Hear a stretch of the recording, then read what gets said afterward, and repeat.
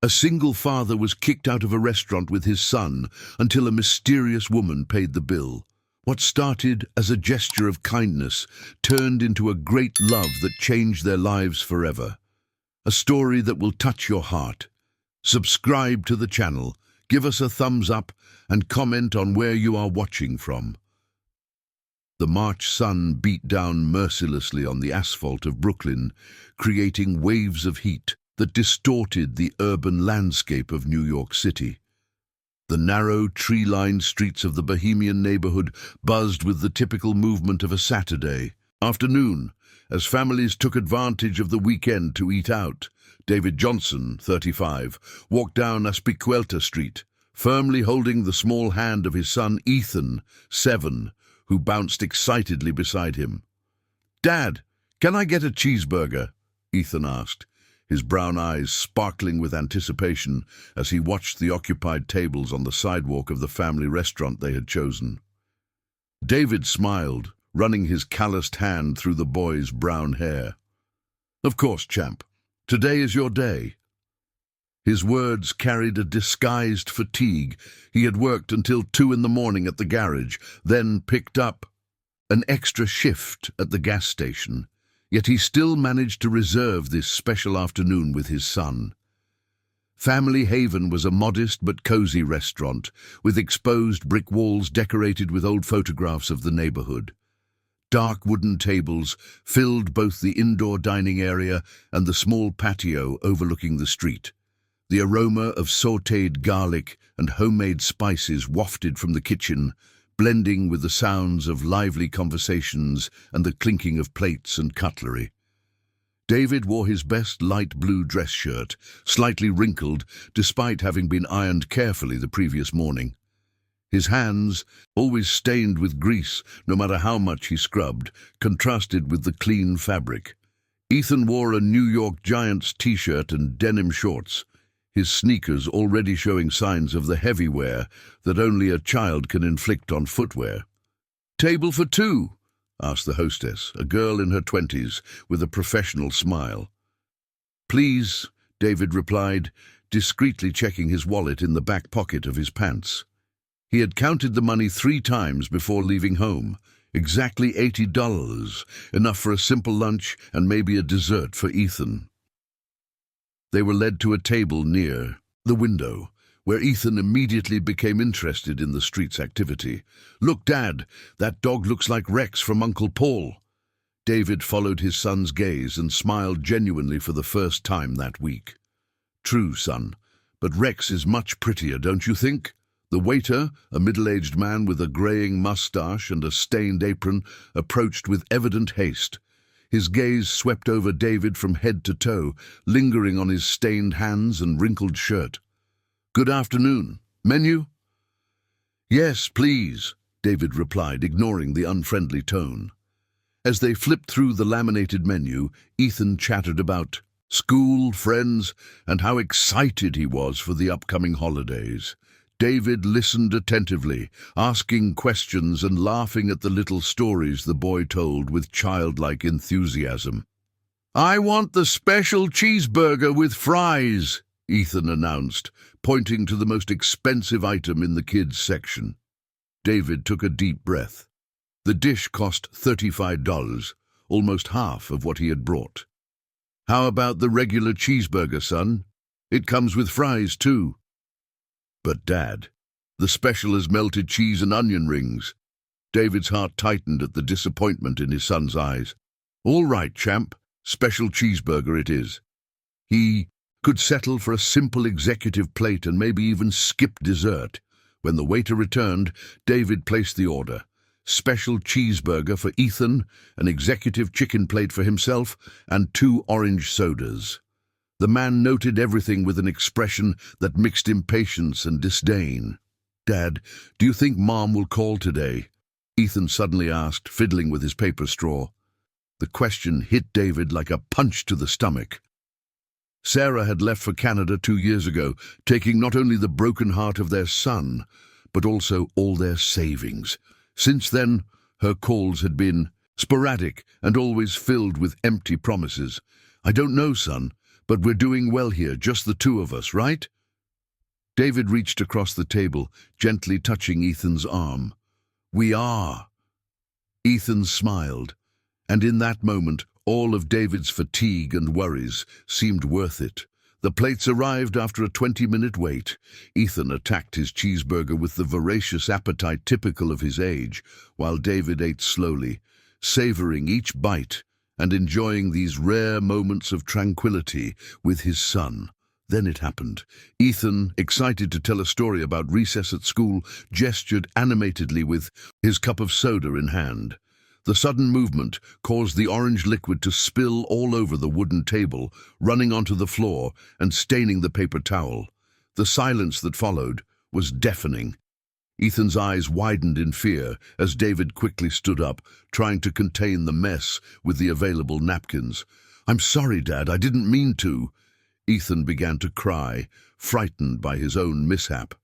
"It's okay, son. It was an accident. It's nothing serious," David murmured, cleaning the table and the floor as best as he could. But the waiter had already arrived at the table, accompanied by an older man, clearly the manager or owner of the establishment. The latter's face was red with anger. "What happened here?" the man asked, his voice heavy with authority and irritation. "It was an accident, sir. My son spilled the soda by mistake. We're cleaning it up," David explained, keeping his voice calm despite the embarrassment. "An accident?" The man looked at the wet table, then at Ethan, who continued to cry softly. "This towel will have to be—" David felt his face heat up. "How much was the damage? I can pay for the cleaning." The man crossed his arms, looking David up and down with evident disdain. "It's $50 for the damages, plus the bill for what you've already consumed."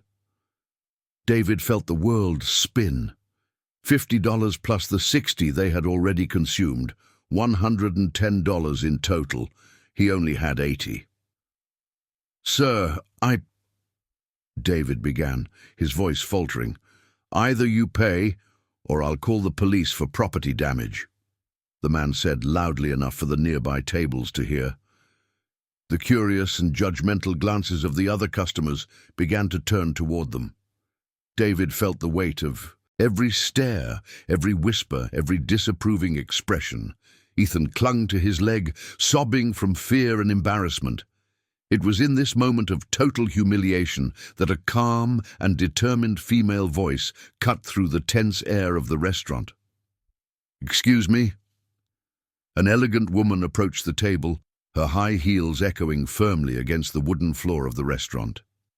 Victoria Anderson was 42 years old and emanated a natural confidence that made people turn to watch her. Her dark brown hair was neatly styled in a bun, and her impeccably tailored navy blue suit visibly contrasted with the casual atmosphere of the restaurant. She carried an Italian leather handbag, and her green eyes conveyed a determination that made the restaurant manager take a step back. "Sorry to interrupt," she said, addressing the man who had threatened David directly. "But I couldn't help but overhear the situation. What is the total amount being charged to this family?" The manager, visibly flustered by the unexpected intervention, stammered, "Ma'am, this is not your concern. It's a matter between the establishment and the customer. $110, correct?" Victoria continued, completely ignoring the man's resistance. She opened her wallet with precise movements and pulled out some bills, placing them on the wet table.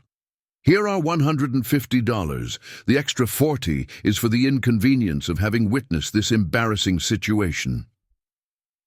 David stood frozen, watching the scene unfold before his eyes. Ethan had stopped crying, fascinated by the imposing presence of the woman who had appeared like a guardian angel. "Sir, I can't accept this," David finally managed to speak, his voice hoarse with emotion. "I don't need charity." Victoria turned to him, and for the first time since she approached the table, her eyes softened. "It's not charity, sir. It's solidarity. And mainly," she looked directly at Ethan, "it's about doing what's right in front of the children." The manager quickly took the money, clearly eager to resolve the situation that had become embarrassing for the restaurant. "It's settled then, thank you, ma'am." "One moment," Victoria said, her voice returning to a firm tone. "Before we leave, I would like to make something clear." She turned to face not only the manager, but also the other customers who were still watching the scene. This man was having a quiet lunch with his son when an accident occurred that any child could have caused. Instead of offering a simple and humane solution, you chose to humiliate a family in public. The restaurant had fallen completely silent. Even the noise from the kitchen seemed to have diminished. "I've been coming here for 3 years," Victoria continued, "but after what I witnessed today, I will certainly reconsider, and I imagine many of your regular customers will do the same." She paused, letting the weight of her words sink in. A business is defined not by how it treats its customers when everything is going well, but by how it acts when unexpected events occur. The manager looked visibly uncomfortable. "Ma'am, perhaps we reacted a bit excessively." "A bit?" Victoria raised an eyebrow. "You threatened to call the police over a child who spilled a glass of orange soda." David remained silent, torn between gratitude for the intervention and humiliation for needing to be saved by a stranger. Ethan had completely stopped crying and was now watching Victoria with evident admiration. "Dad, she's just like that woman from the movie you like, the one who fights the bad guys," Ethan whispered, tugging at the sleeve of David's shirt. Despite all the tension, Victoria smiled genuinely for the first time. "And you, young man, what's your name?" "Ethan," the boy replied, still shy but clearly impressed. "Ethan is a very beautiful name. An angel's name, isn't it?" She bent down slightly to be at eye level with the boy. "And angels sometimes drop things from the sky, don't they? It's part of their nature." Ethan laughed, and the sound of his childlike laughter broke some of the tension that had settled in the atmosphere. David finally found his voice. "Ma'am, I truly appreciate what you did, but I can't accept your money. Not like this." Victoria straightened up, studying David's face intently. She saw pride there, but also dignity. She saw exhaustion, but also strength. And mainly she saw a father's unconditional love for his son. "What is your name?" she asked. "David. David Johnson." "David, I have a proposal. The money has already been paid, and there's no way to take it back. But if it truly bothers you, how about we consider this a loan? You can pay me back when it's convenient." David hesitated. The proposal was tempting as it preserved his dignity, but he also knew it would likely take months to gather an extra $150. "I work hard, but—" David began. "Every honest work deserves respect," Victoria interrupted him. "What field do you work in?" "I'm a mechanic. I work at a shop in Midtown during the week, and on weekends I do some side jobs at a gas station." Victoria nodded, and for a moment a distant expression crossed her eyes. "My father was a mechanic too," she said softly. "He worked his whole life to give me opportunities he never had." The comment caught David off guard. There was something in her voice, a momentary vulnerability that contrasted with the confidence she had shown until then. "Look, David," Victoria continued, pulling a business card from her purse. "I don't know if you're interested, but the company I work for is always in need of good technical professionals. I'm not offering you a job that you would have to earn on your own merit, but if you want to try, you can reach out to the Human Resources Department." David took the card with trembling hands. "Anderson and Associates, Business Consulting," read the elegant card. "Victoria Anderson, Director of Human Resources." "You're a director?" David asked, impressed. "I am, but that doesn't make me better or worse than anyone here." Victoria looked back at Ethan. "And you, young Ethan, keep being curious and enthusiastic. The world needs more energy like yours." Ethan smiled broadly. "Thank you, Aunt Victoria." "Aunt Victoria?" she repeated, laughing. "I like it. It's been a while since I earned such a special title." David carefully tucked the card into his shirt pocket. "I don't know how to thank you." "You don't need to thank me.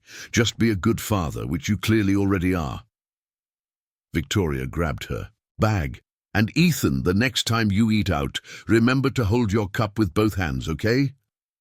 The boy laughed and nodded. "Okay, Aunt Victoria." Before leaving, Victoria turned one last time to the manager, who had silently witnessed the entire conversation. "I hope you reconsider how you treat families here. Children are the joy of any place, not problems to be avoided." With those words, she left the restaurant, leaving behind a silence heavy with reflection. David remained seated, still processing everything that had happened, while Ethan finished his cheeseburger as if nothing had occurred. "Dad, I liked Aunt Victoria," Ethan said between bites. "I did too, son, I did too." The first days of April brought with them a persistent drizzle that turned New York into a faded watercolor. David walked through the wet streets of Midtown, heading to work with Victoria's card tucked in his shirt pocket for 2 weeks. Every morning, he discreetly touched it as if it were a talisman, but he never found the courage to make the call. The shop where he worked was on a side street, nestled between a junkyard and an auto parts store. The smell of burnt oil and solvent clung to his work clothes, and his hands remained perpetually stained, no matter how long he spent scrubbing them with industrial soap. His boss, Richard, was a 60-year-old man who treated the employees harshly, always complaining about costs and threatening to cut the salary of anyone who made a mistake. "David, that sedan is still making noise in the suspension. The customer is coming to pick it up at 5, and if it's not ready, you'll stay until it is," Richard shouted from across the shop, his voice echoing among the tools and dismantled cars. "I'm almost done." "Mr. Richard," David replied, diving under the car with a wrench in hand. The cold concrete floor of the shop contrasted with the sweat running down his back. He knew he worked harder and better than most of his colleagues, but his situation as a single father made him a prisoner of the job. He couldn't afford to look for something better while supporting Ethan alone. During the lunch break, sitting in a plastic chair outside the shop, David finally took the card out of his pocket and stared at it for long minutes. The rain had stopped, but the sky remained heavy, reflecting exactly how he felt inside. "Dude, are you going to stare at that paper until it melts?" asked Marcelo, his closest colleague at the shop, a 28-year-old guy who had worked there for 5 years. David sighed deeply. "It's complicated, Marcelo. This woman offered me an opportunity, but I don't know if it's pride or fear." "Fear of what, man? Of improving your life?" Marcelo sat down in the chair next to him, opening his lunchbox. "Look, I don't know you that well, but I know you're one of the best mechanics I've ever seen. If there's a chance to get out of here, why not try? And if it's just pity, what if she offered me this just because she felt bad about the situation in the restaurant?" David shook his head. "I don't want to be treated like a charity case." "Bro, have you thought that maybe she saw something in you, some quality that you don't even see in yourself?" Marcelo took a bite of his rice and beans. "Besides, what do you have to lose? At most they'll say no, and you'll still be here." That afternoon, after delivering the perfectly repaired sedan, David made a decision. He stopped by a nearby internet cafe and researched Anderson and Associates. What he discovered impressed him. It was a solid company with over 15 years in the market, specializing in consulting for medium and large businesses. Victoria Anderson appeared as one of the founders, holding a degree in business administration from Harvard with a postgraduate degree in people management. "She's really important," he murmured to himself, feeling even more intimidated. But it was when he found an article about the company's social programs that David felt a chill in his stomach. The headline read, New York company creates professional training program for single parents. The article featured Victoria in her office, discussing the importance of providing opportunities for people in vulnerable situations. "Damn," David whispered, closing the browser page. "I'm a social project for her." The feeling of humiliation was immediate and overwhelming. All his insecurities came flooding back like a tidal wave. He remembered Sarah, his ex-wife, who always made him feel small and inadequate. "You'll never be anything more than a dirty mechanic," she used to say during arguments. "Ethan deserves better than this." David left the internet cafe. David was determined to forget the card and the elegant woman who had interfered in his life. But fate had other plans. The next morning, after dropping Ethan off at school, he found himself face to face with Victoria at the gate. She was dressed in a more casual outfit, dark jeans and a beige blazer, but still maintained that natural elegance that made her stand out. She was accompanied by a tall, slender teenager of about 15, with features that resembled hers. "David!" Victoria smiled, genuinely surprised. "What a coincidence!" Ethan, who had spotted Victoria, ran towards her. "Aunt Victoria, do you go to school here too?" She laughed, ruffling the boy's hair. "No, sweetheart, I'm dropping off my son at school. This is Lucas." She gestured towards the teenager, who remained silent, watching David with an expression of curiosity mixed with suspicion. "Hi, Lucas!" Ethan waved excitedly. "I'm Ethan!" Lucas merely waved back, lacking enthusiasm, before heading inside the school without saying goodbye to his mother. "Teenagers," Victoria sighed with a tired smile. "Sometimes I think it was easier when he was Ethan's age." David felt uncomfortable. Seeing Victoria in this more intimate context as a mother somehow made everything feel more real and complicated. "Have you thought about the proposal I made?" she asked directly, walking alongside him toward the school gate. David took a deep breath. It was the moment of truth. "I did think about it, and I saw about your company's program online." Victoria's face changed instantly. The warm expression was replaced by professional neutrality. "Oh, I see. I don't want to be your charity project, Victoria," David said, stopping and facing her. "I know your intentions are good, but I don't need charity disguised as opportunity."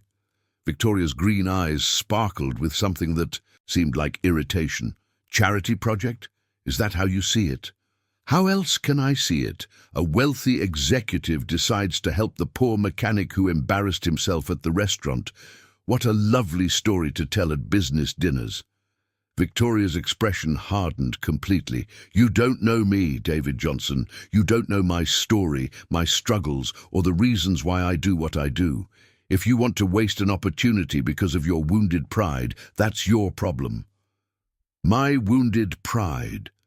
David felt anger rising.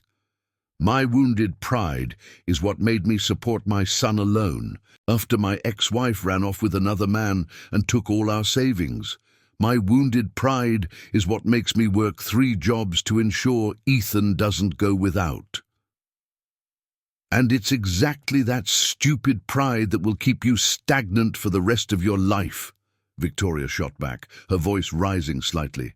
"Do you think success is an individual achievement, that successful people got where they are alone?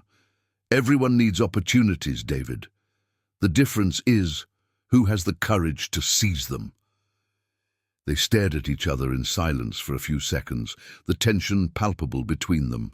Other parents dropping off their kids at school began to observe the discussion with curiosity. "You know what?" Victoria said, pulling another card from her bag and handing it to him. "If you change your mind, reach out to me. But know that I won't be offering out of pity or charity. I'll be offering because I recognize talent when I see it, and because I believe everyone deserves a chance to grow." She turned to leave but stopped and looked back. "And just to clarify, David, my father died in a workplace accident at a garage when I was 17. So when I see a father struggling to support his son alone, it's not pity I feel, it's respect." With those words, Victoria walked away, leaving David alone at the school gate, holding the second card and questioning whether he had made the biggest mistake of his life.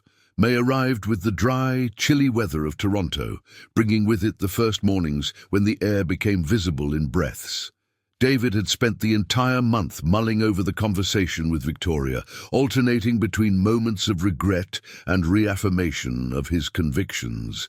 The second card remained tucked away in his wallet, already slightly crumpled from nervous handling. Life continued its relentless routine. Garage in the morning, gas station some afternoons, and on weekends, side jobs as a mechanic at home. Ethan, always perceptive, had noticed that his father seemed more thoughtful than usual, but he respected his father's silence with the peculiar intuition of children. It was on a Thursday, May 15th, that fate decided to intervene again. Ethan's school had organized a traditional harvest festival, and David had promised his son he would attend, even if it meant losing a few hours of work at the gas station. The schoolyard was transformed into a true festival ground. Colorful banners fluttered in the cold wind, wooden stalls offered hot cider, corn pudding, corn on the cob, and traditional sweets. The smell of cinnamon and cloves in the air mixed with the aroma of roasted corn and grilled sausage. Children ran around in their festive outfits while an accordion played on the makeshift stage. David arrived straight from work, still wearing his jeans and workshop t-shirt, slightly embarrassed for not being dressed like the other parents. Ethan spotted him immediately and ran towards him, wearing a checkered overall and a straw hat. "Dad, you came." Ethan jumped into David's arms, who lifted him into the air, spinning him around a few times. "Of course I came, champ. I wouldn't miss your performance for the world." David smiled, momentarily forgetting his worries. "You look great in that outfit. The teacher said our class is going to dance a traditional folk dance soon. Are you going to watch?" "I sure am. And then we can get corn pudding and hot cider. How about that?" Ethan clapped his hands excitedly and ran back to his friends, who were getting ready for the performance. David bought a cup of hot cider at one of the stalls, feeling the warm, spiced liquid heat him up. David took a deep breath and relaxed the tense muscles in his shoulders. That's when he saw her. Victoria was on the other side of the yard, watching a group of teenagers that included his son, Lucas. She was wearing dark jeans, brown leather boots, and a beige sweater, a more casual yet equally stylish version of the woman he had known. Her hair was loose, gently swaying with the wind, and she held a cup of hot cider, laughing at something a woman next to her had said. David felt his stomach tighten. Part of him wanted to leave immediately, to avoid any embarrassment. But Ethan was about to perform, and he would never miss that moment out of cowardice. For 20 minutes, he managed to avoid her, strategically moving around the yard and staying with other groups of parents.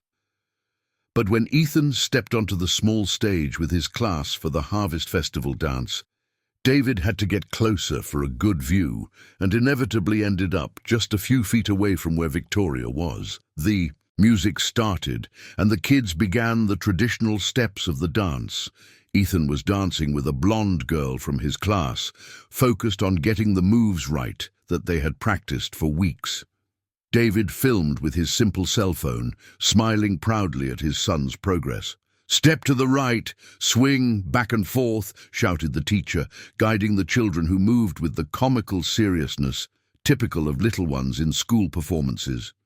It was during the Alavantu that David felt a presence beside him. Victoria had quietly approached, also filming with her cell phone. "Ethan looks great," she said softly, not taking her eyes off the stage. "He seems to have a knack for dancing." David swallowed hard, but replied, "He practiced at home every day. He took it very seriously." "Kids always take these things seriously. It's beautiful to see." She paused. "Lucas is back there, helping with the sound. He's too shy to participate in performances." David spotted Lucas fiddling with the sound equipment alongside other teenagers. The boy looked focused and competent in what he was doing. "He seems like a good kid," David commented genuinely. "He is. A bit reserved since the divorce, but he's a good son." Victoria finally looked at him. "David, about our last conversation." "You don't need to talk about it," David interrupted, feeling uncomfortable. "I do. I was too harsh on you. I had no right to judge you for being proud. Pride is sometimes all we have left when we lose almost everything." The sincerity in her voice caught David off guard. He glanced at her, noticing a vulnerability he hadn't seen before. "You mentioned your father," David said hesitantly. "That he died in a work accident." Victoria nodded, her eyes still fixed on the performance. But David noticed she wasn't really watching the kids dance. "He worked 16 hours a day in a shop in the suburbs. He wanted to give me a better education, to take me out of that life." Her voice was quieter now. "He died at 45, exhausted and full of doubts, but he managed to keep me in college until I graduated." David felt a tightness in his chest. "I'm sorry. When I see parents like you fighting alone for their kids, I don't see charity to be offered. I see my father's memory being honored." She turned to face him completely. "That's why I offered that opportunity, David. Not out of pity, but out of recognition." The music of the dance ended, and the kids took a deep bow as the parents applauded enthusiastically. Ethan waved specifically at David, who returned the wave with evident pride.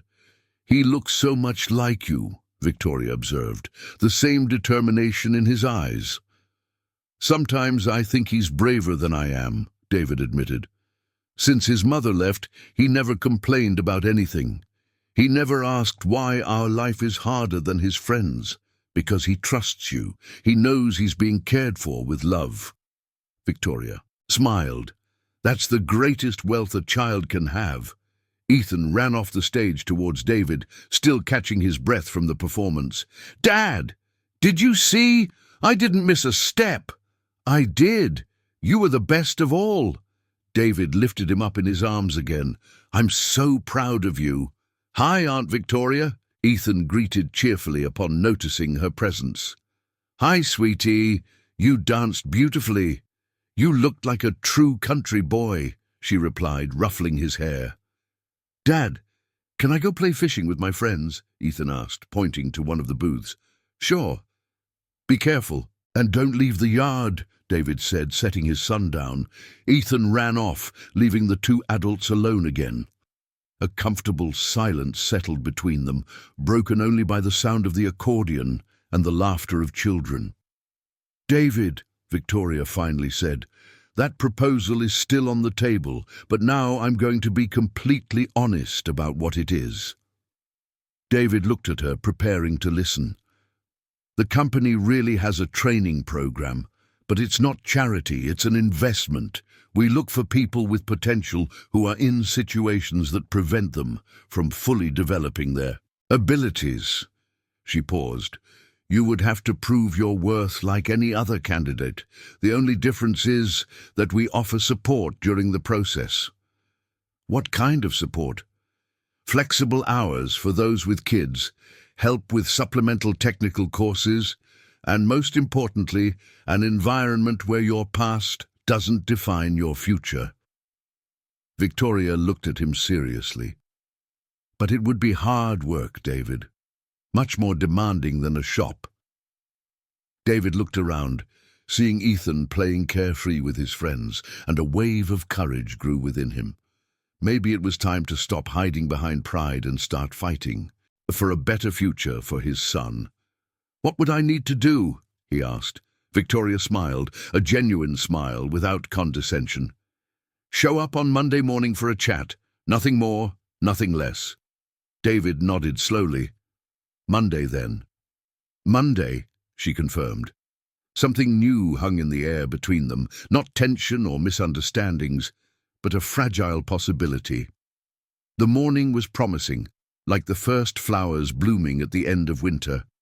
Monday dawned cold and grey, with a light drizzle making the streets of New York slippery and melancholic.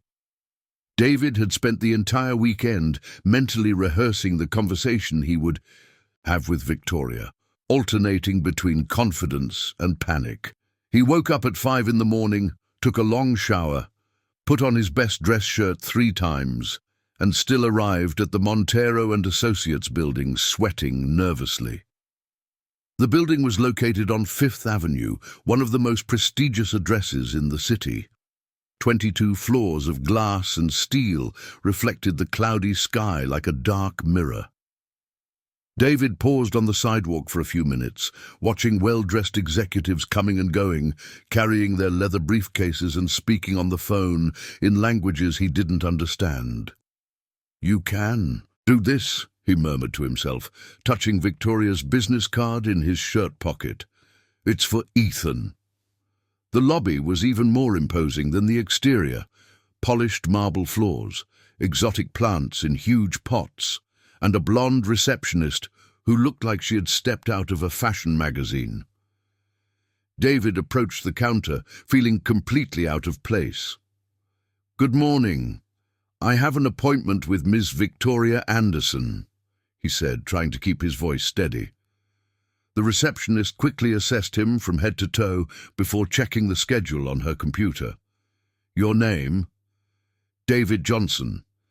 18th floor, room 1804. The elevators are to the right." She handed him a visitor badge without smiling. The elevator ascended silently, stopping at several floors to pick up other passengers, all visibly more at ease in that environment than David. When he finally reached the 18th floor, his hands were sweaty and his heart was racing.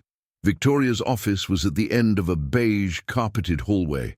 Her secretary, a middle-aged woman with grey hair tied in a bun, was much more welcoming than the receptionist downstairs. "Mr. Johnson, Dr. Victoria is expecting you. You can go in." David knocked on the door and heard the familiar voice, "Come in." Victoria's office was spacious and elegant, but not ostentatious. Large windows offered a panoramic view of the city.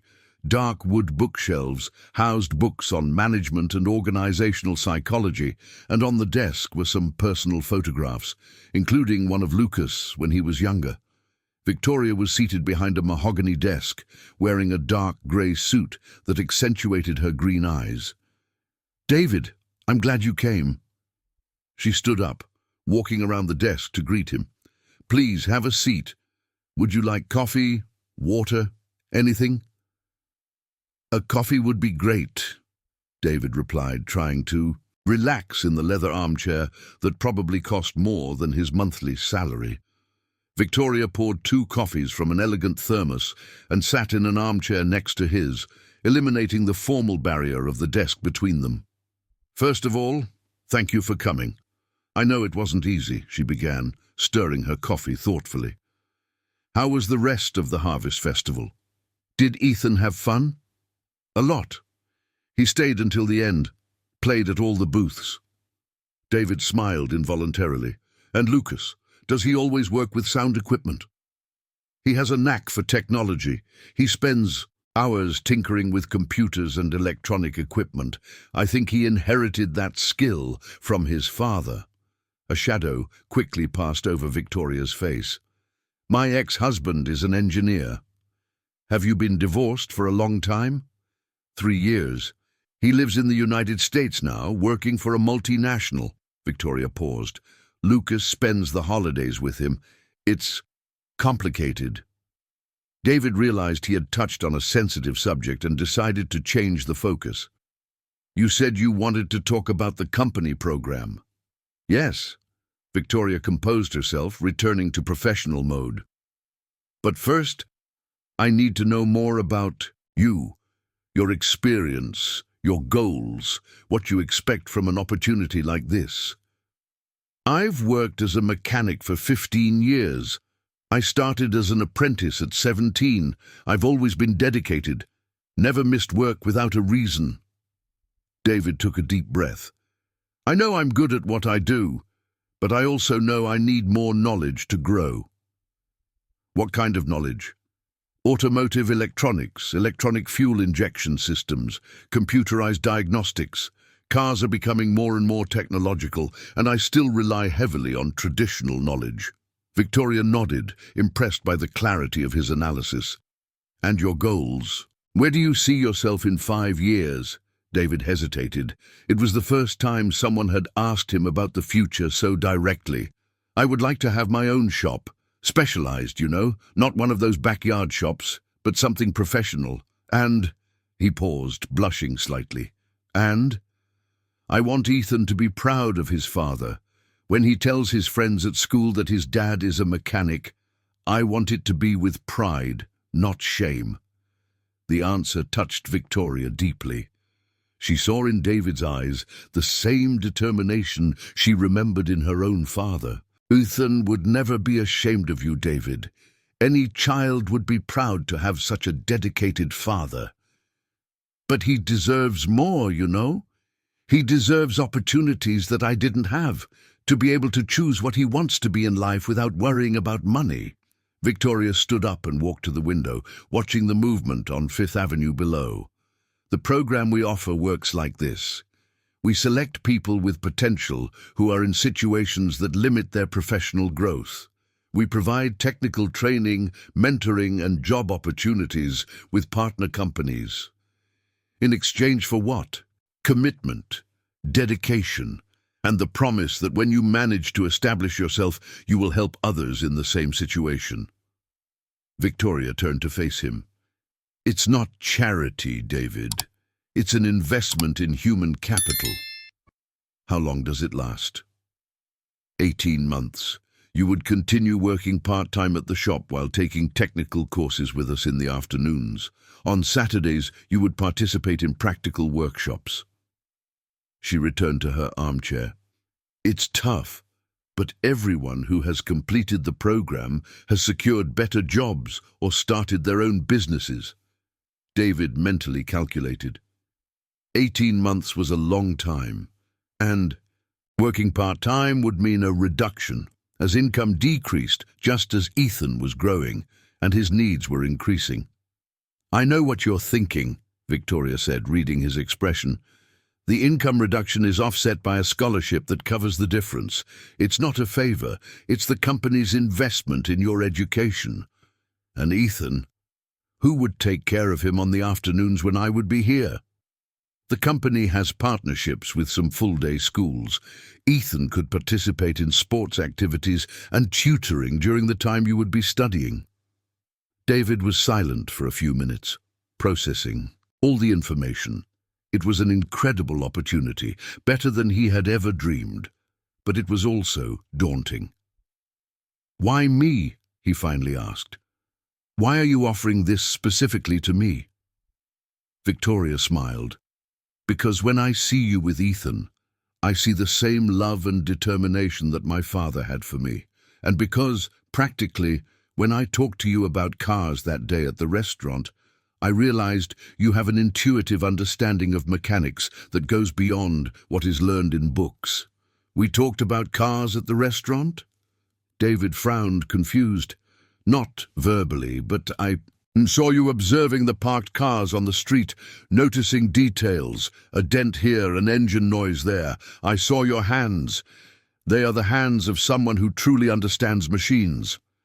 David looked at his own hands, always slightly stained despite all his efforts to keep them clean. So? Victoria asked. Are you willing to try? David thought of Ethan, all the sacrifices he had already made and all the ones he would still make. He thought of the dark shop where he worked, of Richard yelling, of the weekends lost working at the gas station, and then he thought of the possibility of a different future. Yes, he said, his voice more confident than he felt inside. I want to try. Victoria smiled, a radiant smile that completely transformed her face.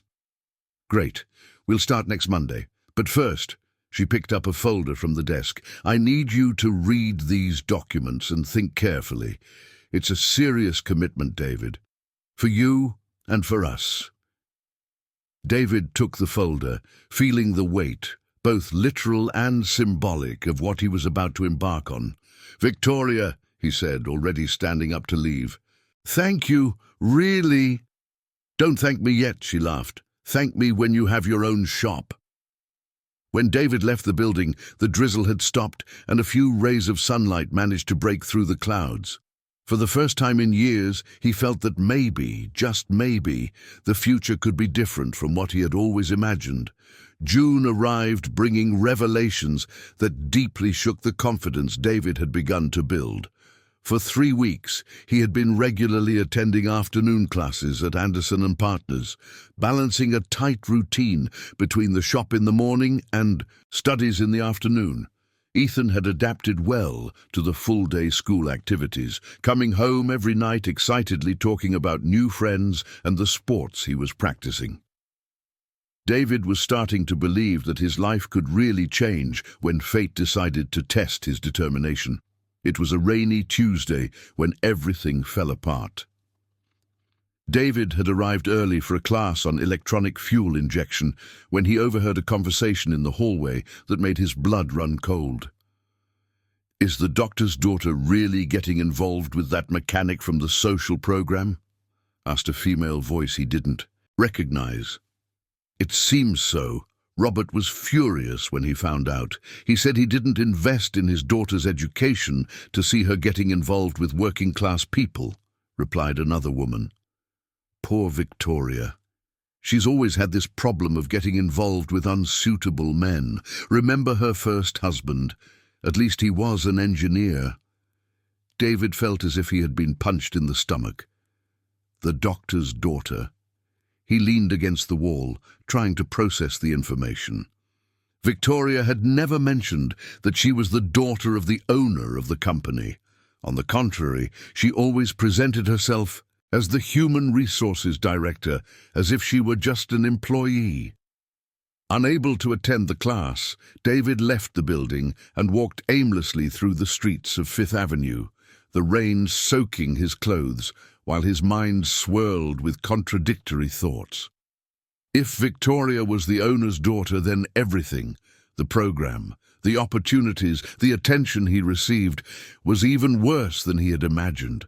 It wasn't just disguised charity. It was manipulation from a rich heiress playing social worker. That night, Ethan noticed that something was wrong. "Dad, you hardly ate anything," the boy observed, fiddling with his own plate of spaghetti with marinara sauce. "I'm just tired, son. It was a tough day." "Is it because of school? Do you want to quit?" Ethan asked, his small voice filled with concern. David looked at his son, his big, expressive eyes full of a maturity no child should have. "No, champ, Dad isn't going to give up, I promise." But inside, David felt as if he were drowning. The next morning, he decided to confront Victoria directly. He arrived at her office unannounced, walking straight past the secretary who tried to stop him. "David, what's going on?" Victoria stood up from her desk, surprised by the intrusion. "I need to talk to you, now." His voice was loaded with a cold anger that made her shiver. "Sure, please have a seat." "I'd rather stand." David crossed his arms, staring directly at her. "Why didn't you tell me you're the owner's daughter?" Victoria's face instantly paled. "How did you find out?" "Does it matter? What matters is that you lied to me." "I didn't lie, I just didn't mention it. How convenient." David laughed bitterly. "Now it makes sense. The rich heiress decides to play social worker with the poor mechanic. What a noble project." "It's not like that, David. You don't understand." "I understand perfectly." His voice rose. "I understand that I'm a puppet in your little social consciousness games. I understand that you probably tell stories about me to your rich friends at business dinners. Look at this interesting project I'm developing." Victoria David stood up, his green eyes shining with indignation. "You are being unfair and cruel." "Unfair? Unfair?" David shouted. "Unfair is making someone believe they deserve an opportunity when it's just a social experiment."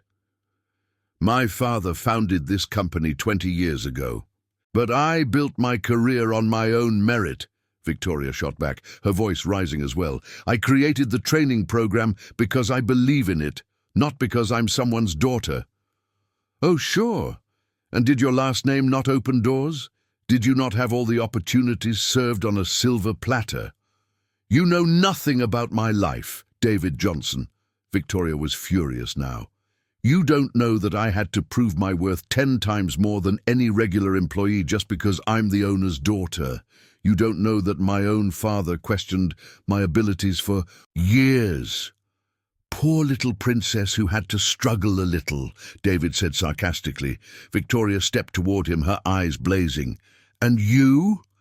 Have you always been this bitter and full of self-pity? Or is this just an excuse to stay in the comfort zone of your mediocrity? The silence that followed was deafening. Both were panting with anger, staring at each other like adversaries in a ring. It was Victoria who broke the silence, her voice now low and cold. You know what, David? You're right. I made a mistake, but not the mistake you think. What mistake? I believed you were different. I believed you had the courage to be better than the circumstances allowed.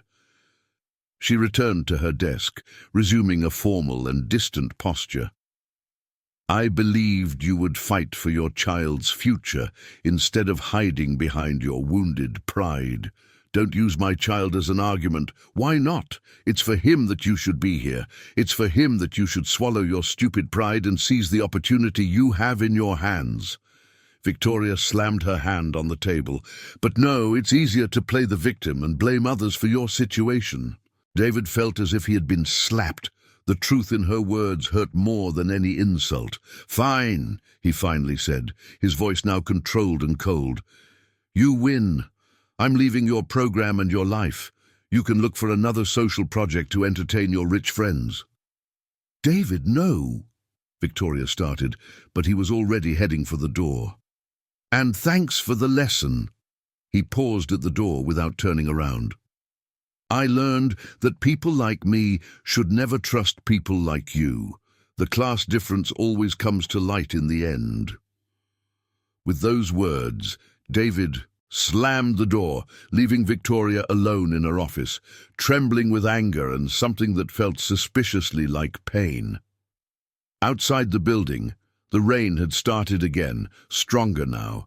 David walked through the parking lot, getting completely soaked when a voice called out to him. David, wait! It was Lucas, Victoria's son, running after him with a backpack, probably coming from school.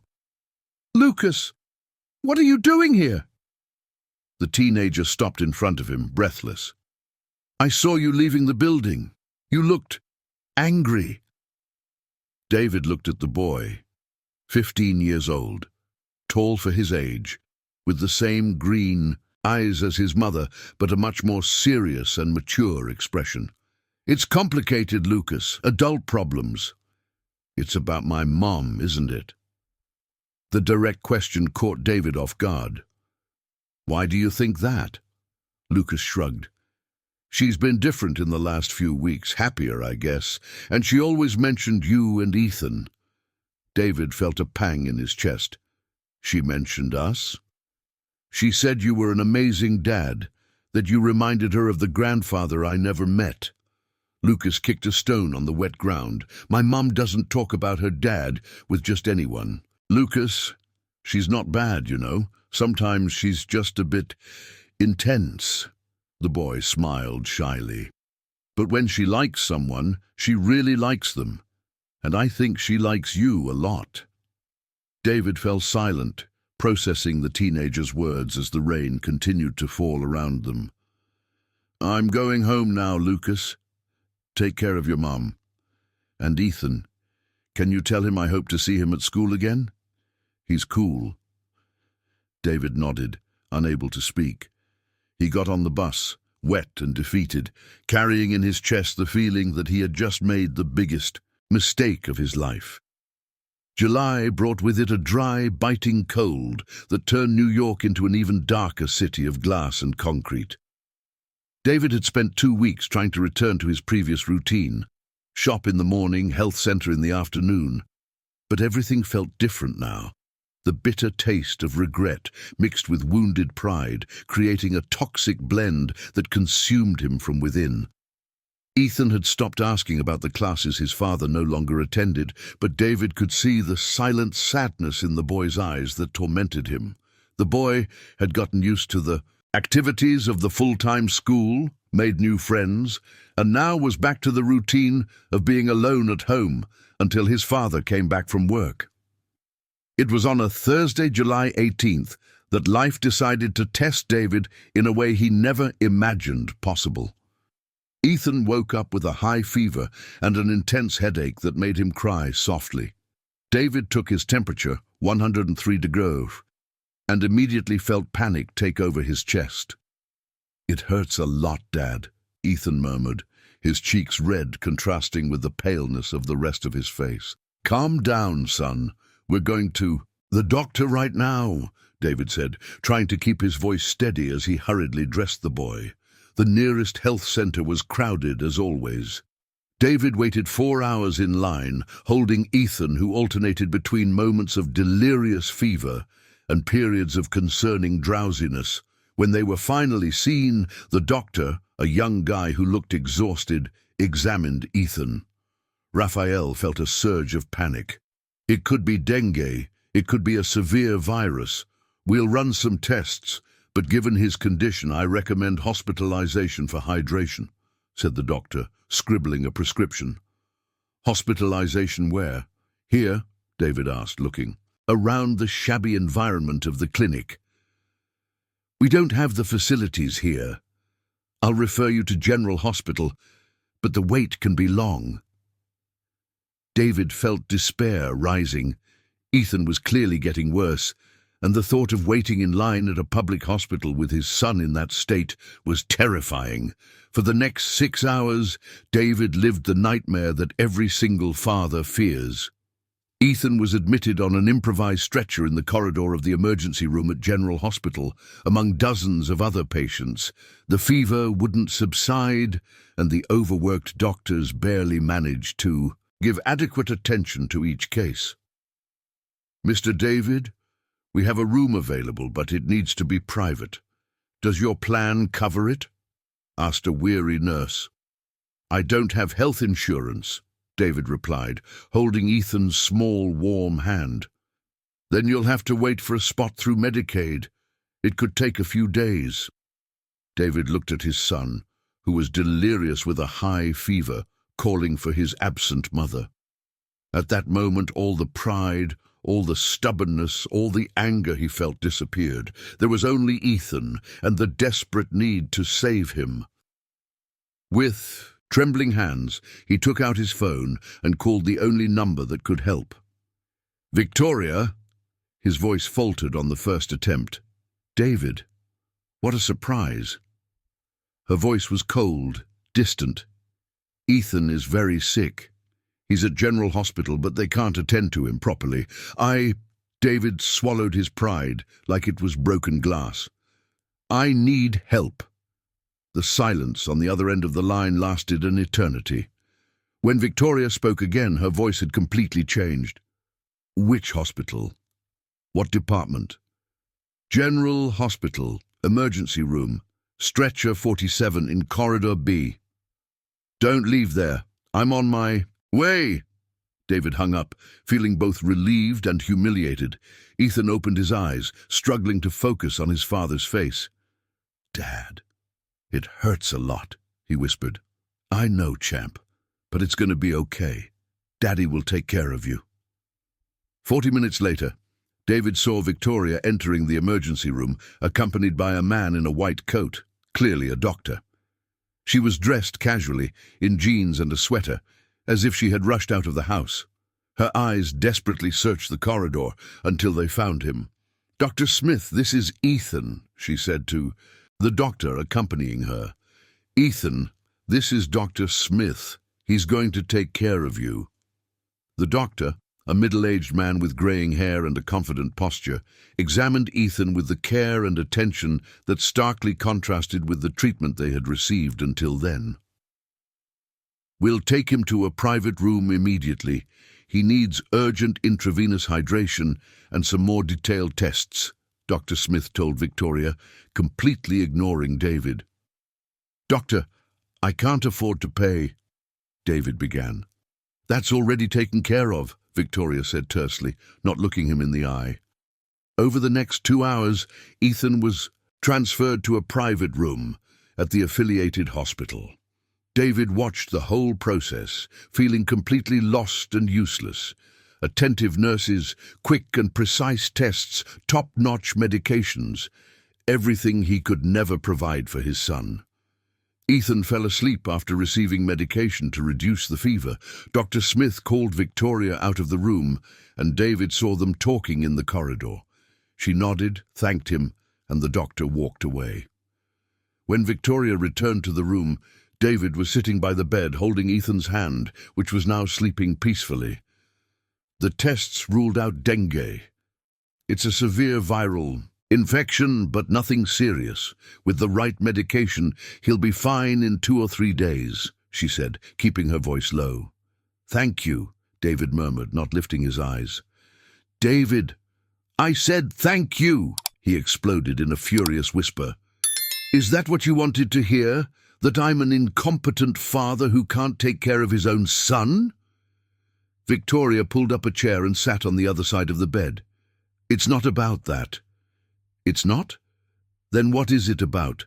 About how you were right from the start, about how I'm too proud to accept reality." "It's about the fact that any father would do the same thing in your place." Her voice was soft now, with no trace of the previous coldness. "It's about the fact that a father's love has no price or pride."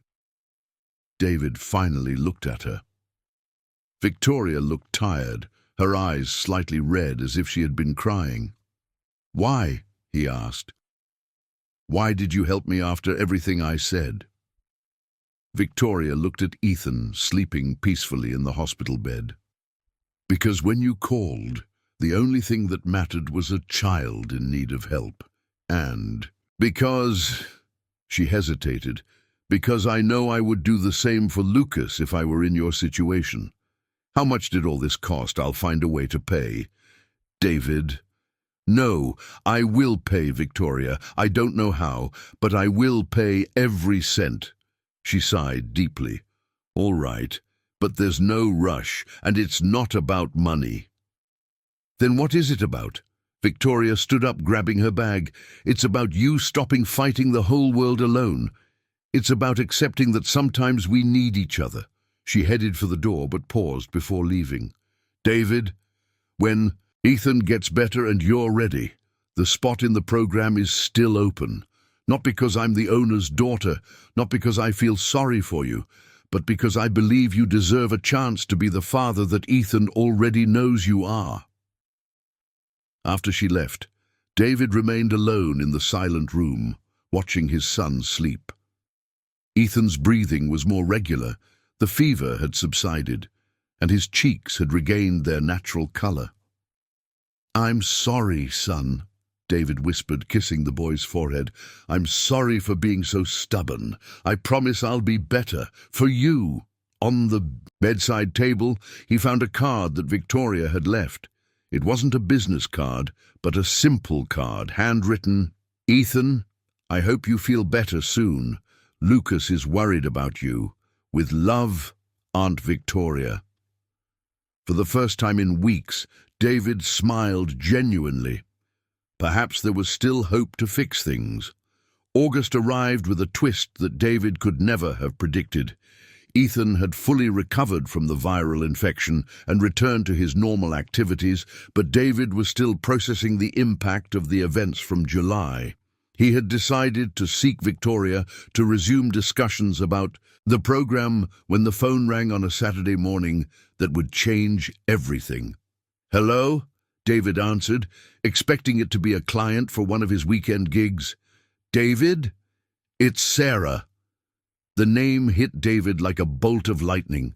Sarah, his ex-wife, who had left for Canada 2 years ago, taking all their savings and leaving only empty promises of return. "Sarah?" David managed to articulate, sitting heavily on the living room sofa. Ethan was watching cartoons on TV and looked curiously at his father. "Yes, it's me. How are you? How's Ethan?"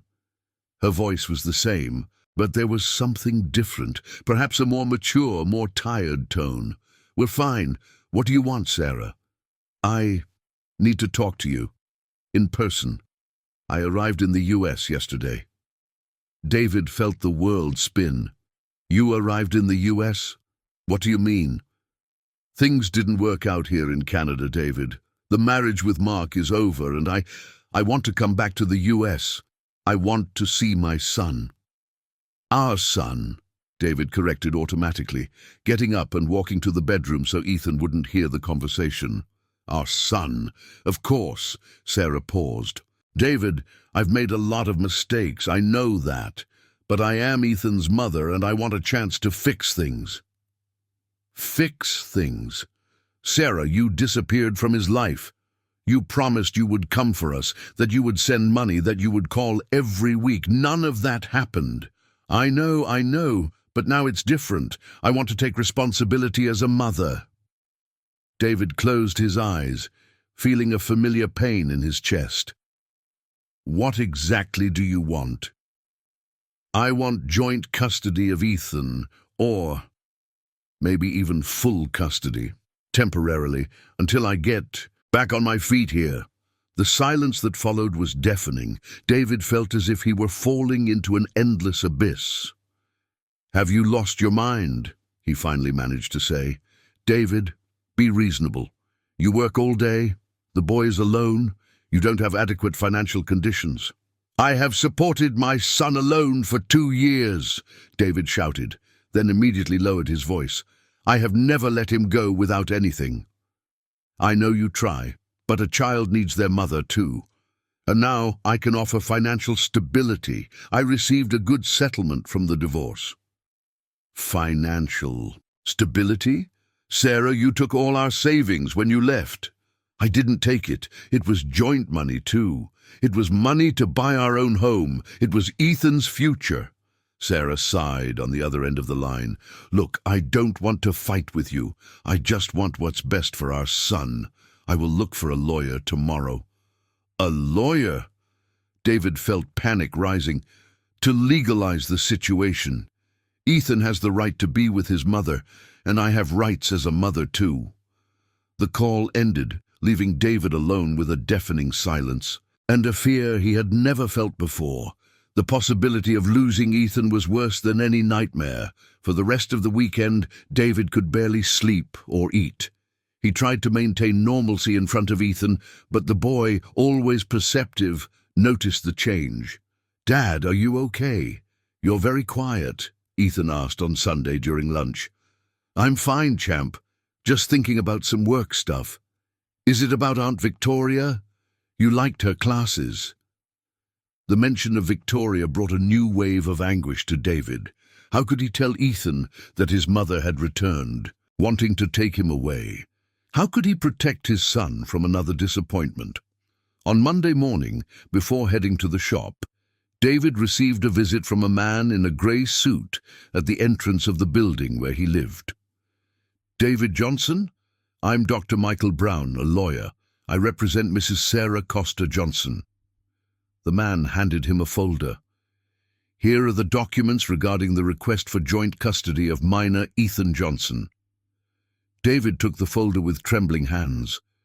"She can do this?" "Of course she can. It's her right as the biological mother." The lawyer adjusted his glasses.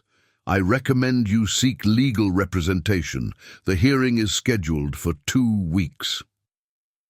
After the man left, David opened the folder with his heart racing. The document was lengthy and filled with legal terms he barely understood. But some words jumped out at him: inadequate living conditions, financial instability, inappropriate environment for child development. Sarah was using his financial situation against him.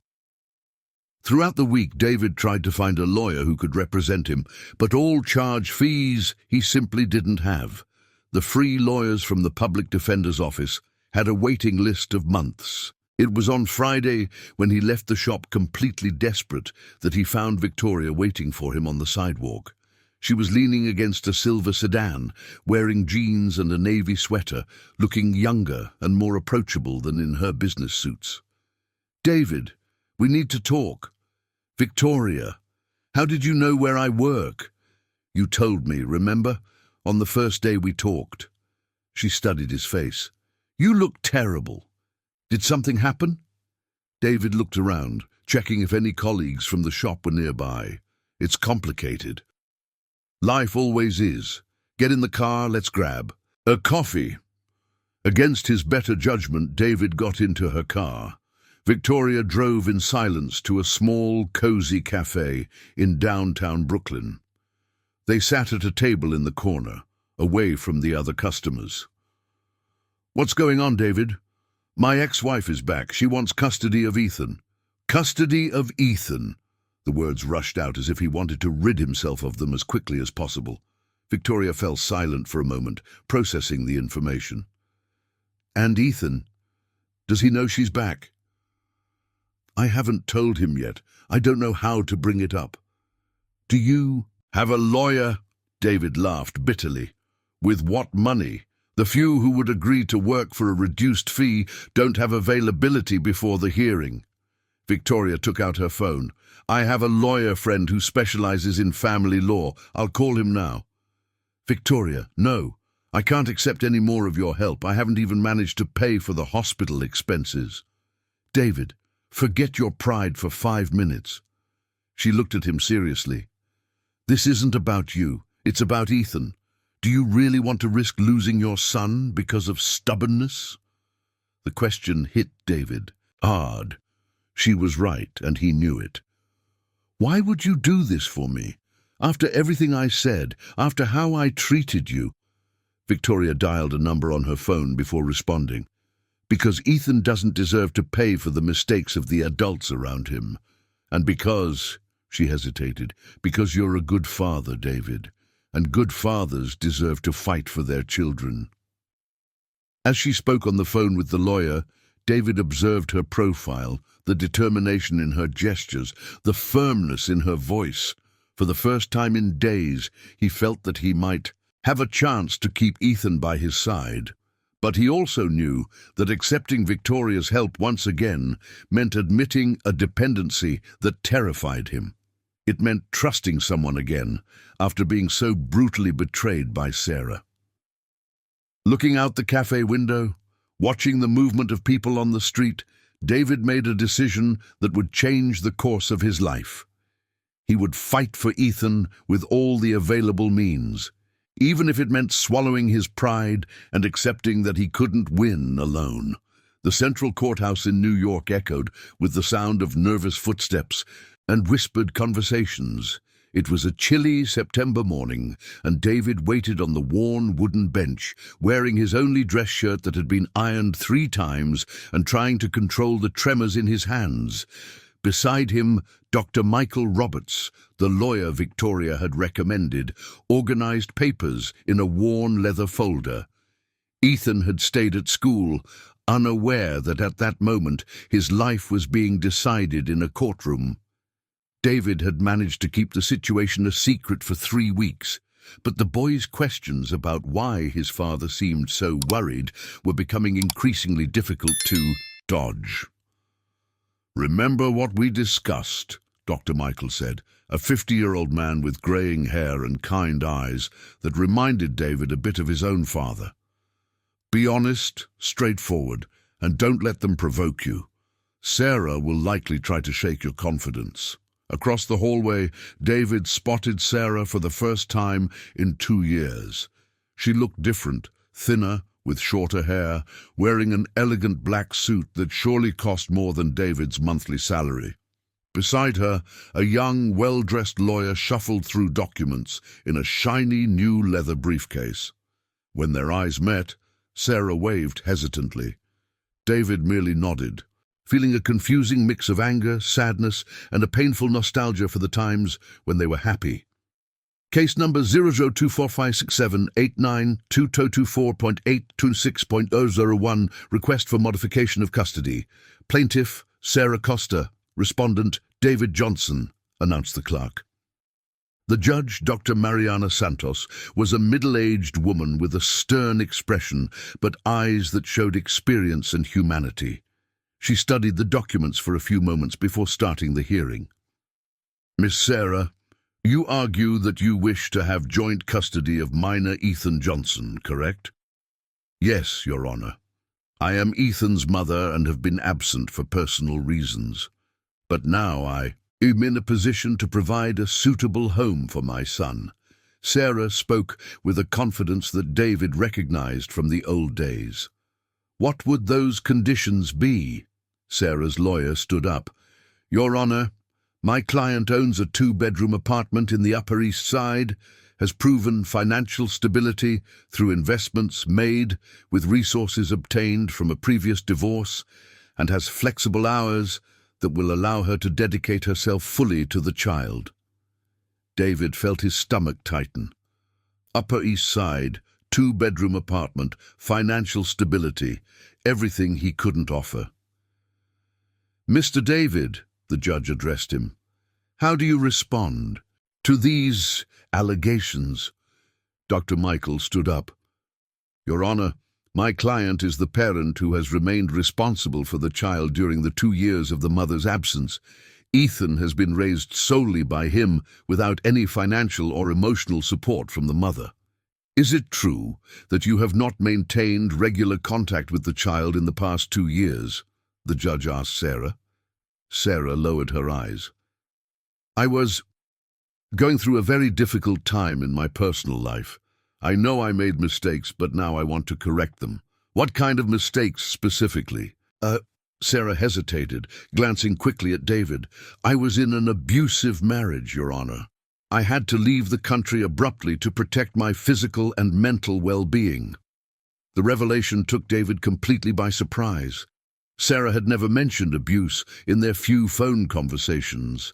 He looked at Dr. Michael, who made a discreet gesture for him to remain calm. And why didn't you take the child with you at that time? The judge insisted. Because I didn't have the means to provide stability for him during that period. I believed it would be better to leave him with his father until I could re-establish myself. Your Honor, Dr. Michael interjected, I would like to question this version of events. The couple's separation occurred after the discovery of an extramarital affair by Ms. Sarah, and she left taking all the family savings without any prior notice. That's not true, Sarah exclaimed. I was being psychologically abused for years. Please maintain order. The judge banged her gavel. Miss Sarah, do you have a way to... How can you prove these allegations of abuse? Sarah and her lawyer exchanged nervous glances. Unfortunately, at the time, I didn't file a police report, out of fear of retaliation. David felt a mix of confusion and anger. Abuse. In the years they lived together, there had never been any kind of violence between them. The arguments were about money, about Sarah's frustrations with the life they had, about their unfulfilled dreams, but never about abuse. Mr. David, the judge addressed him, how do you respond to these allegations? David stood up, feeling his legs tremble. Your Honor, I have never at any point physically or psychologically harmed my ex-wife. Our marriage had problems, mainly financial, but there was never any kind of violence. Psychological. Violence leaves no physical marks, Sarah murmured, but loud enough to be heard. Your Honor, Dr. Roberts stood up again. I would like to present some evidence that contradicts the mother's version. He pulled out some sheets of paper from his briefcase. Here, we have copies of text messages sent by Mrs. Sarah to close friends during the course of the relationship, where she explicitly mentions planning to leave her husband for her new love in Canada. At no point does she mention any kind of abuse, Sarah's face paled. "How did you get those messages?" "They were voluntarily provided by your friends who felt it was important for the truth to come to light, especially considering the child's well-being." The judge examined the documents carefully. "Mrs. Sarah, these messages seem to contradict your version of events. In one of them, dated 2 weeks before your departure, you write, 'I will finally have the life I've always dreamed of. David will never give me that. Mark promised me a new life in Canada.'" Sarah abruptly stood up. "Those messages were taken out of context. I was in a very fragile emotional state." "Please sit down," the judge ordered. "Mr. David, would you like to add anything?" David looked at Sarah, seeing not the woman he had loved, but a desperate stranger trying to rewrite history to serve her current purposes. "Your Honor, I only want the best for my son. Ethan was abandoned by his mother when he was 5 years old. For 2 years, we built a life together. He is happy, healthy, and doing well in school. I work hard to support our family, but I have never let love, attention, or care be lacking for him." "And what about the financial conditions? The mother claims that the child lives in inadequate conditions.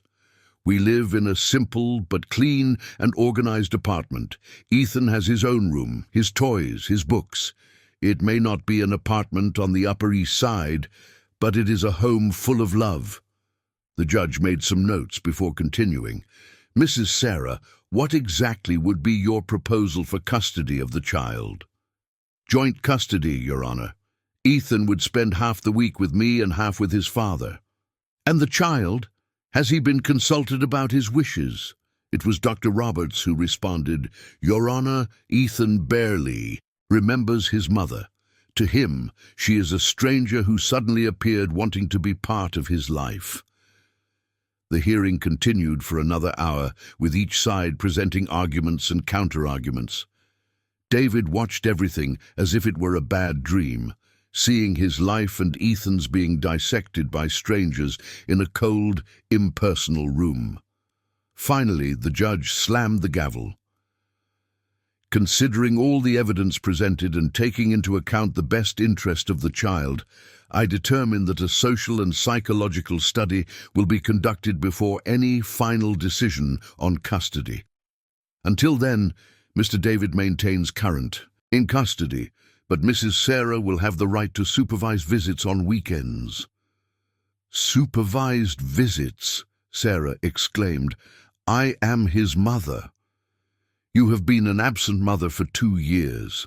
The child needs time to readjust to your presence," the judge replied firmly. "The hearing is adjourned." Exiting the courtroom, David felt simultaneously relieved and apprehensive. He had won the first battle, but the war was far from over.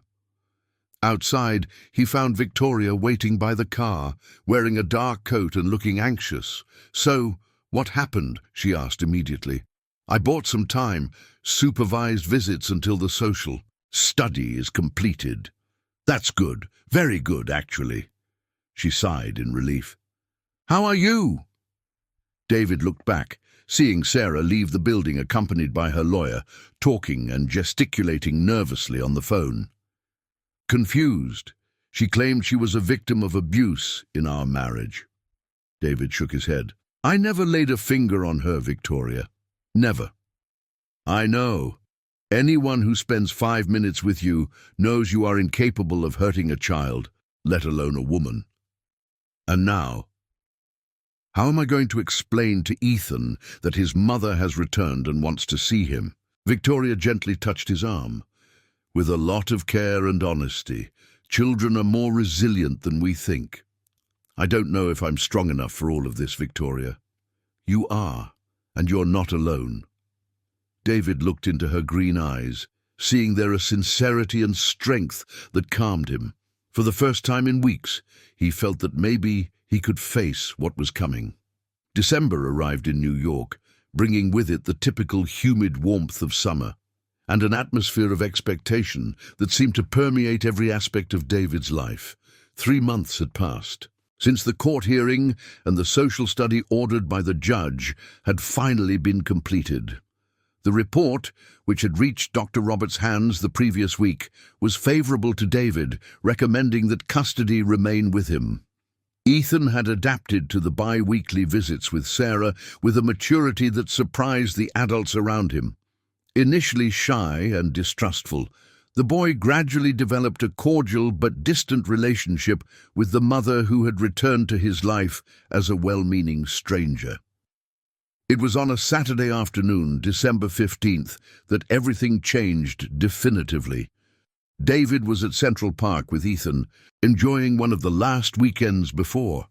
During the school break, the boy was playing on a playground, while David observed sitting on a bench in the shade of a centuries-old tree when his phone rang.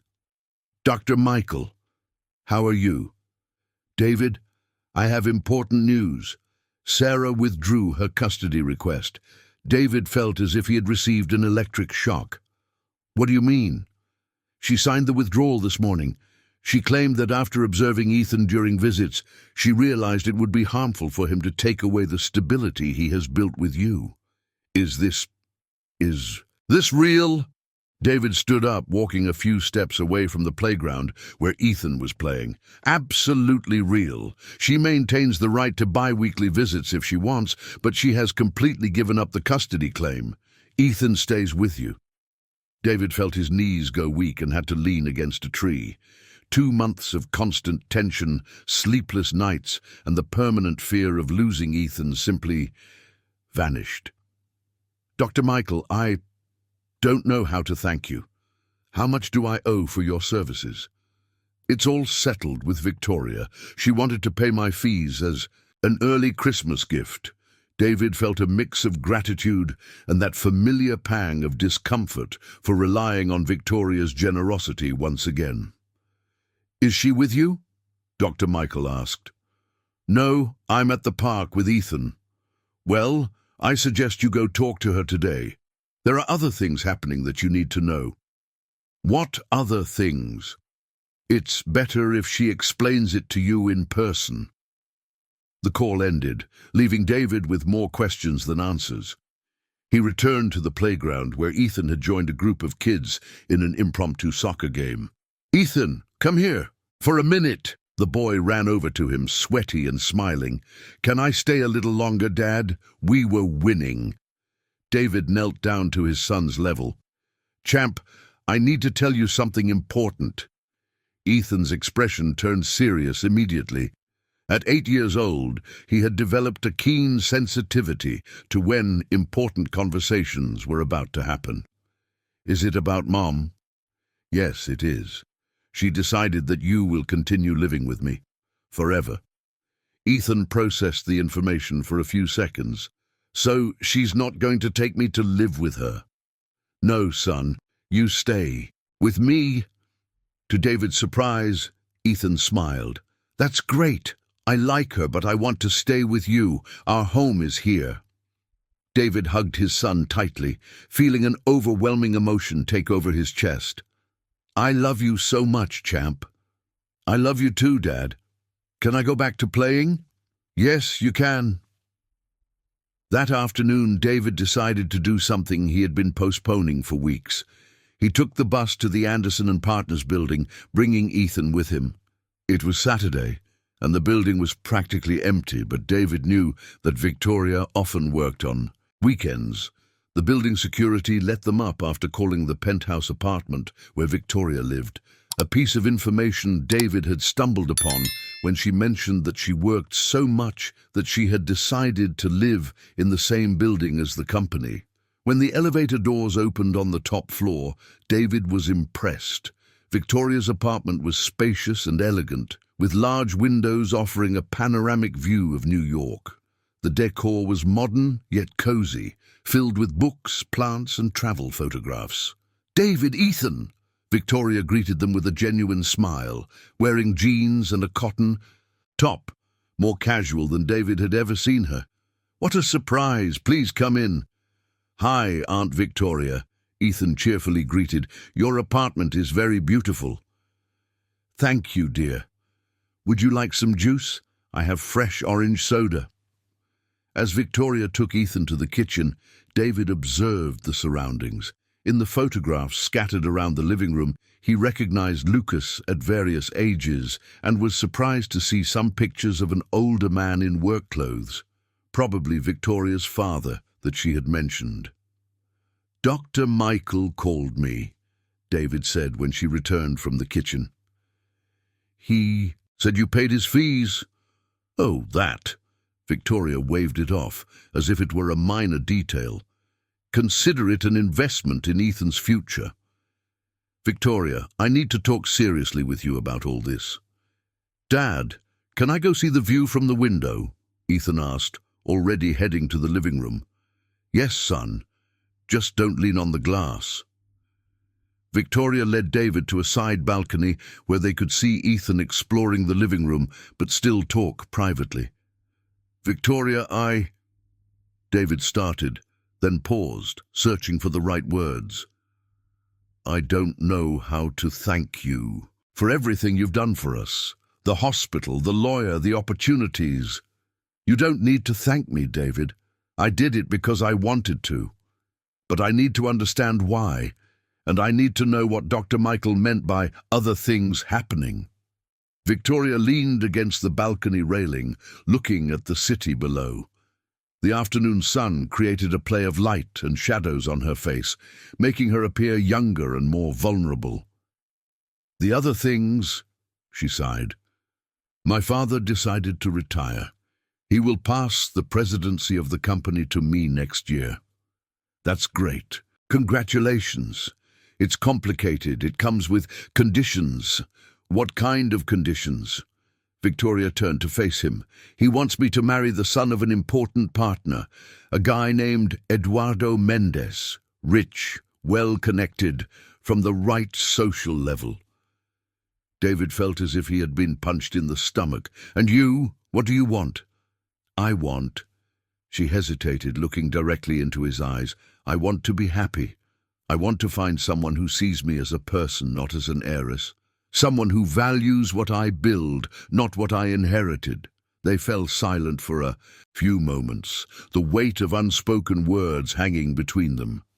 "David," Victoria finally said, "these past few weeks, seeing you fight for Ethan, seeing your dedication, your integrity, I realize something." "What?" "That I have fallen in love with you." The confession was made simply, directly, but it hit David with the force of a thunderbolt. It was a revelation that changed everything. "Victoria, I know it's complicated. I know our situation is unusual. Different social classes, different worlds. But I also know that when I'm with you and Ethan, I feel a peace I've never felt before." David looked inside the apartment where Ethan was now fiddling with a shelf full of books, with the natural curiosity of children. "You know I'm in love with you too," he said softly. Victoria smiled, a smile that lit up her entire face.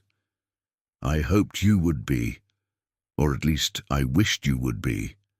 "But what about your father and your family's expectations?" "My father spent his whole life working to give me opportunities to choose my own path. I think it's time to do just that." David moved closer to her, gently touching her face. "Are you sure? I don't want you to give up your life for me." "I'm not giving up anything. I'm choosing a new life, a real life." When they kissed on the balcony of that apartment, with New York City stretching out beneath them, and Ethan playing carefree in the living room, David felt that he had finally found his place in the world. Not as the poor mechanic who needed saving, nor as the social project of the wealthy heiress, but as the man who loved and was loved by an extraordinary woman. "Aunt Victoria!" Ethan shouted from the living room. "There's a picture of you with a classic car here. Do you like cars?" They pulled apart laughing and went back inside where Ethan was waiting for them with shining eyes full of curiosity. "I do like them, Ethan. My father taught me how to work on engines when I was younger than you." "Really?" Dad, Aunt Victoria knows how to work on cars. David looked at Victoria with renewed admiration. Every day he discovered something new about her that surprised and enchanted him. "How about we have dinner together tonight?" Victoria suggested. "I know a place that makes the best pizza in, New York." "Can I, Dad? Can I have dinner with Aunt Victoria?" Ethan asked excitedly. "Of course you can, champ." As they prepared to leave, David realized that for the first time in years, he felt truly optimistic about the future. He had Ethan, he had Victoria, and he had the feeling that the best days of his life were just beginning.